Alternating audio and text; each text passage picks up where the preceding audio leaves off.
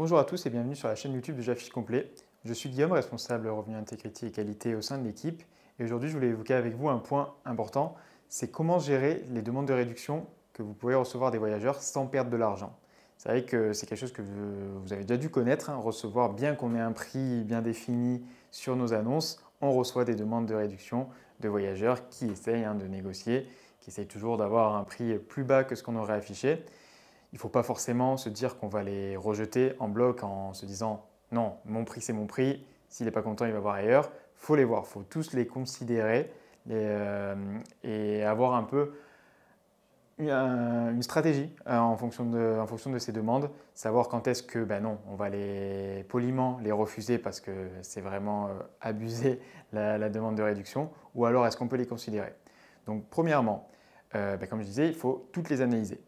Dès qu'on reçoit une demande de réduction, alors déjà, il faut pouvoir y répondre rapidement parce que ça va aussi impacter sur votre taux de réponse et le temps de réponse. Donc ça va avoir d'autres incidences sur l'annonce et surtout pour que la demande du voyageur, parce que faut pas croire, le voyageur, si vous avez fait cette demande, à moins que vous soyez tout seul sur votre région, il a dû faire la même demande à plein d'autres concurrents. Donc dans ce cas-là, normalement, celui qui répond le plus vite, si ça correspond surtout si c'est pour accepter sa demande, c'est celui-là qui va avoir la réservation. Donc déjà, premier conseil, répondre rapidement. Faire l'analyse. Ça va dépendre de plein de choses. Ça va dépendre de la durée de la réservation demandée, la saisonnalité. Est-ce qu'on est dans une période où on n'en a pas besoin de cette réservation, on sait on est capable de vendre au prix qu'on désire et dans ce cas-là, on va sûrement refuser ou alors proposer quelque chose mais peut-être de moins agressif que le voyageur proposé. Ou alors est-ce qu'on est dans une période où c'est plus compliqué, donc on ne dit pas non à ce type de réservation, surtout si c'est une réservation longue. Donc ça, forcément, ça va être à voir en fonction de vos chiffres, en fonction de la période, et c'est à vous d'analyser. Une chose importante, c'est de ne pas se brader. Premièrement, parce que se brader, ça envoie une mauvaise image en termes de qualité. Si vous allez acheter quelque chose aujourd'hui et que vous demandez une réduction de, je sais pas, moins 50, moins 60%, et qu'on vous l'accepte directement, que ce soit dans un service ou dans un produit, vous dites, mais en fait, si on m'acceptait aussi facilement cette réduction, c'est peut-être que le prix initial n'était pas le bon et qu'on essayait un peu de m'arnaquer sur le prix et que le prix initial était beaucoup trop haut par rapport à la qualité et que ce prix-là correspond. Donc c'est pour ça, il faut faire attention à ne pas forcément accepter et être confiant de son prix. Si on a proposé ce prix-là, c'est qu'on ne l'a pas mis au pif. On a fait une stratégie en amont, c'est qu'on est sûr de son prix. Et donc si on est sûr de son prix et que notre bien vaut ce prix-là, ce n'est pas parce qu'on reçoit une demande et qu'on a peur de ne pas avoir cette réservation et de ne pas avoir de réservation ensuite qu'il faut accepter. Non, si on est confiant, on sait nos chiffres, on connaît le marché, on va dire oui, si la demande est raisonnable et correspond à la demande du marché, si elle est complètement hors marché, non, et vous inquiétez pas, le client, le voyageur, s'il fait cette demande hors marché à tout le monde, personne ne l'acceptera. Ou alors un bien, un concurrent à vous de très mauvaise qualité qui prendra tout ce qui passe.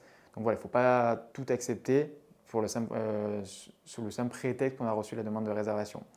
Ensuite, après, si vous devez refuser, il ne faut pas le faire méchamment, il faut le faire de manière polie, être sûr de ses arguments, expliquer pourquoi, selon vous, ça vaut plus que ça, la demande, que ce soit par rapport à la qualité du bien, par rapport à la demande, par rapport à la période où il y a beaucoup plus de demandes et donc vous expliquez tout simplement en étant honnête, non, je pense que le prix que vous en proposez, je pourrais en avoir plus, donc je ne préfère pas accepter.